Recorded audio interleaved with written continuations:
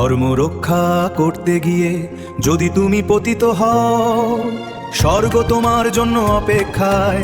আর যদি জয়ী হও তুমি, এই পৃথিবী তোমারই হবে। ভয় কেন তবে মনে? ওঠো অর্জুন, যুদ্ধের জন্য প্রস্তুত হও। চলুন কোনো রকম ভনিতা ছাড়াই সোজা মূল বিষয়ে ঢুকে পড়া যাক। আজকের এই বিশ্লেষণে আমরা অত্যন্ত গভীর এবং দারুণ ইন্টারেস্টিং একটা বিষয় নিয়ে কথা বলবো। বিপ্র ভৌমিক জয় নামের একটা ইউটিউব চ্যানেলে পাওয়া মাত্র ৩২ শব্দের একটা ছোট্ট বক্তব্য।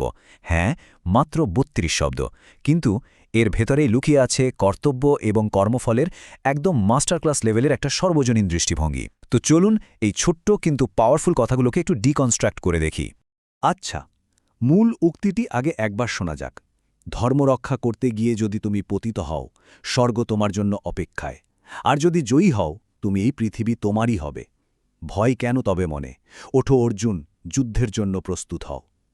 একটু খেয়াল করলেই বোঝা যাবে এই একটা মাত্র ছোট্ট বাক্যের ভেতরেই কিন্তু একটা আস্ত দার্শনিক কাঠামো, মানে যাকে বলে একটা কমপ্লিট ফিলোসফিক্যাল আর্কিটেকচার, সেটা একদম পারফেক্টলি দাঁড়িয়ে আছে। এবার প্রথম থিমটার দিকে একটু নজর দেয়া যাক। এখানে পুরো ফোকাসটা কিন্তু কর্তব্যের ধারণার উপর। উক্তিটি শুরুতেই ধর্ম রক্ষা করার একটা সুনির্দিষ্ট কাজের কথা বলা হয়েছে, কিন্তু বিষয়টা শুধু একটা সাধারণ কাজ নয়, এটা আসলে একটা বেসিক কন্ডিশন বা মৌলিক শর্ত। মানে ফলাফল কি হবে সেটা নিয়ে মাথা ঘামানোর অনেক আগেই নিজের কর্তব্য পালনের এই শর্তটা পূরণ করাকে এখানে একমাত্র আবশ্যিক কাজ হিসেবে দেখানো হয়েছে। সোজা কথায় এই কাজটাই হলো সেই মূল অনুঘটক বা ক্যাটালিস্ট, যা পরবর্তী সবকিছুর, তা সেটা আধ্যাত্মিক হোক বা পার্থিব, ভিত্তি হিসেবে কাজ করে। আর ঠিক এই কর্তব্য পালনের পরেই খেয়াল করে দেখুন, বক্তব্যটা একদম শার্পলি দুটো ভিন্ন ফলাফলের দিকে ভাগ হয়ে যায়। দারুণ একটা মোড়, তাই না? সম্ভাব্য পরিণতিগুলোকে একদম স্পষ্ট দুটো বিপরীতমুখী রাস্তায় ভাগ করে দেওয়া হয়েছে। এখন সবচেয়ে কৌতূহলোদ্দীপক বিষয়টা হচ্ছে, এখানে ব্যর্থতা বলে কোনো কিছুর অস্তিত্বই কিন্তু রাখা হয়নি। একদিকে বলা হচ্ছে যদি তুমি পতিত হও, স্বর্গ তোমার জন্য অপেক্ষায়। আর অন্যদিকে বলা হচ্ছে যদি জয়ী হও, এই পৃথিবী তোমারই হবে। মানে বুঝতে পারছেন, যে কোনো দৃশ্যপটেই কিন্তু একটা পজিটিভ ফলাফলের একদম ১০০% নিশ্চয়তা দেওয়া হচ্ছে।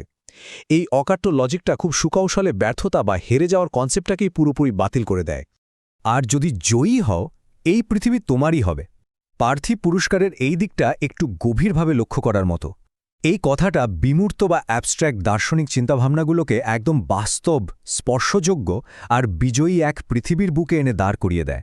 এটা আমাদের মনে করিয়ে দেয় যে কর্তব্যের ফল শুধু যে পরকালের জন্যই তোলা থাকে তা কিন্তু নয়, বর্তমান বাস্তব জগতেও এটা চরম সাফল্য নিয়ে আসতে পারে। ফলাফলের এই সলিড লজিক্যাল ভিত্তিটা সেট করার পর আখ্যানটা এবার সম্পূর্ণ ভিন্ন একটা দিকে মন নেয়। ফলাফলের ফ্যাক্ট থেকে এটা সরাসরি ঢুকে পড়ে মানব মনের সবচেয়ে গভীর একটা মনস্তাত্ত্বিক বাধায়। আর সেই বাধাটা কি? সেটা হলো ভয়। ভয় কেন তবে মনে? ঠিক এই প্রশ্নটাই হলো সেই মনস্তাত্ত্বিক মোড় বা সাইকোলজিক্যাল পিভট। একটু আগে যে ফলাফলের গ্যারেন্টি দেওয়া হলো, সেটাকে হাতিয়ার করেই কিন্তু মনের ভেতরের এই দ্বিধা বা সংকোচকে সরাসরি চ্যালেঞ্জ করা হচ্ছে। লজিকটা খুব সিম্পল। যদি হারার কোনো অপশনই না থাকে, তবে ভয় পাওয়ার যৌক্তিকতাটা আসলে কোথায়?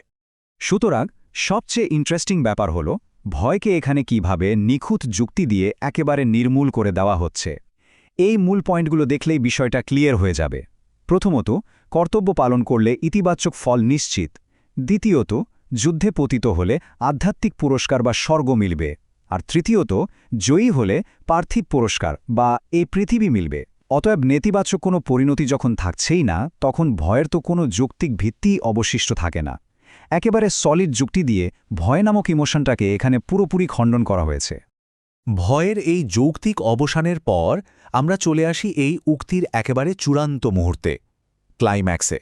অর্জুনের প্রতি সরাসরি ছুড়ে দেওয়া একটা rapid fire call to action. চলুন সেটাই এবার একটু বিশ্লেষণ করি। চলুন দেখি কিভাবে বিষয়টা ধাপে ধাপে গড়ে উঠছে। এই ধাপগুলো একদম মানসিক স্বচ্ছতা থেকে শুরু করে শারীরিক প্রস্তুতির দিকে এগিয়ে যায়।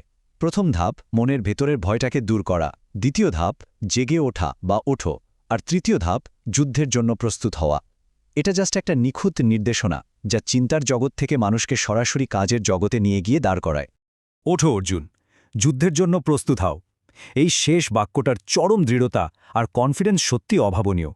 অর্জুনকে দেয়া এই সুনির্দিষ্ট নির্দেশটা আসলে একটা সর্বজনীন রূপক বা ইউনিভার্সাল মেটাফোর হিসাবে কাজ করে আমাদের সবার জন্য। জীবনে যখনই কোনো বিশাল ভীতিকর আর অবশ্যম্ভাবী কাজের মুখোমুখি গিয়ে দাঁড়াতে হয় তখন এই ডাকটা এক বিশাল অনুপ্রেরণা হয়ে উঠতে পারে। আজকের এই আয়োজনের শেষে এসে একটা প্রশ্ন রেখে যেতে চাই। ফলাফলের নিশ্চয়তা যদি আসলেই এত নিখুঁত এবং লজিক্যালি স্পষ্ট হয়, তবে কি তা মানুষের সহজাত দ্বিধা বা ভয়কে সত্যি চিরতরে মুছে ফেলতে পারে? কর্তব্যের ভার আর নির্ভীক কর্মের এই গভীর সমীকরণটা নিয়ে ভাবনার অবকাশ এখানেই রয়ে গেল। যুক্তির এই চরম স্বচ্ছতা মানুষকে কতটা কর্মোন্মুখ করতে পারে সেটা নিয়ে একটু চিন্তা করার আমন্ত্রণ জানিয়ে আজকের বিশ্লেষণ এখানেই শেষ করছি।